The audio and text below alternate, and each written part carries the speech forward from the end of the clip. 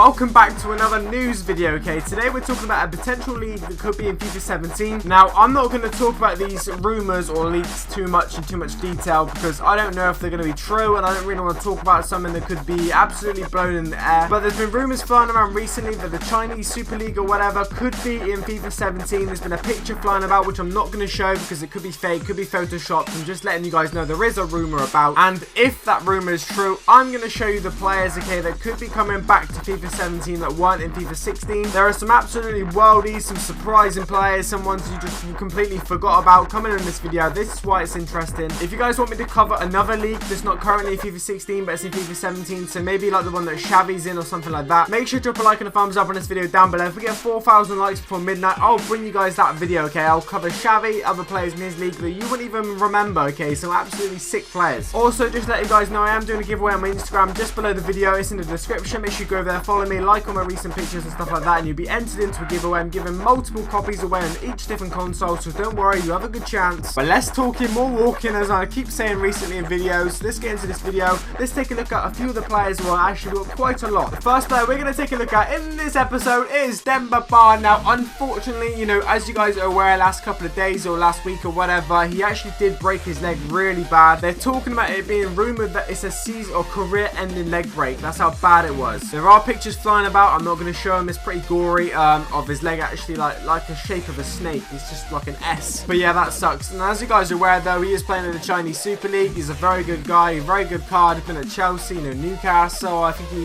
was in Turkey for a bit as well. He's actually got a pretty good, decent striker card. So this is another card that could be coming back to FIFA 17. If this rumour, leak, or whatever is true, this is one that could be coming back. Now, the next player is a very good winger. He's been at some massive clubs. Arsenal, Roma, Lille. I mean, we've got Gervinho, okay? Now, he's known for the forehead. I know he's known for the forehead. We can forget about that for a minute and just talk about football. So, he's actually moved to a newly promoted team in the Chinese Super League, okay? And the fee's believed to be 18 million euros. He scored in his competitive debut. Now, as a lot of you are aware, these Chinese Super League players are earning some serious money, okay? So, Gervinho's earning that paper at the minute. Very good looking card, though. As you guys can see, 92 pace, 81 dribbling. I mean, it's just a fantastic winger card, and, you know, we'd love to see that back in FIFA 17, because let's be honest, the Chinese Super League team in FIFA 17 would be, you know, a joke to play against. Because you have players in the midfield like Fredy, Guarin, okay, and that is exactly why. Look at his stats. Look at his stats. He's got the lowest one of 70, which is his defending. He's got good pace, good shooting, good dribbling, good passing, and unbelievable physical. So believe it or not, this guy actually is 30 years of age as well. He signed for 11 million euros plus bonuses. Obviously, this guy's known for his time at Porto, Inter Milan, and stuff like that. He was a beast on FIFA throughout the last couple of years. He would always be in your Serie A team in the midfield. You'd always see him in the Serie A team. But this is another Colombian midfielder in the league. I think the league have a lot of Colombian midfielders, actually, to be honest. Not just midfielders, but Colombian players. We've got a legendary player coming on next. A legendary player. We have Asamoah Gyan. As you guys are aware, this guy was at Sunderland and stuff like that as well. He's known for being, you know, Ghana at the World Cup. He's got a lot of goals for Ghana. 95 appearances, 48 goals, which is sick. He had 2 years at Sunderland, and then he went to play, I think, in the Middle East. He actually played pretty well for them. 65 appearances and 73 goals. Just over 1 goal a game. But, you know, the competition in that league is not going to be as good as the Premier League, so, you know, he's going to score more goals. But now he's gone to China, which is apparently earning super money at. Believe it or not, apparently he was on £227,000 a week. Club instantly made him one of the world's best, highest paid players in football. That's right, lads. Asamoah Gyan, when he signed, was one of the highest paid footballers, okay? £227,000 a week, and he still is. But next up probably is the highest paid player in football, okay? We have Hulk. Now, this guy's rumoured to be earning £300,000+ a week. For your information, 384,000 euros a week, which is, you know, still over £300,000 a week. This makes him one of the highest paid players in football, if not the highest paid player in football salary-wise, you know, without sponsorships and stuff, straight money from a club. He probably is up there. And also, he smashed the Asian record transfer fee, 55.8 million euros. That's how much the Chinese club signed him for. Now, he's got a pretty good card here. He's actually got a striker card, 85 pace, 82 dribbling, 87 shooting. I mean, all round, he's just a very, very good player. He actually got injured on his debut for him as well, so he played like 20 minutes and he got injured. So it's not really been a good start for them. Like I said, they've probably paid him like a couple of £1 million already to, you know, salary, and he's probably played 20 minutes. And now, Lavezzi is another player in the Chinese Super League. Fantastic footballer, the same club that Gervinho's at, I believe. Now, Lavezzi obviously signed there from PSG. He is, like I say, with the Gervinho, so maybe it's like him and Gervinho up top or something. It's reported this guy will earn £10 million a year. £10 million a year. He has signed a 2-year deal, the 31-year-old. I'm not sure what he'll do after that. Will he come back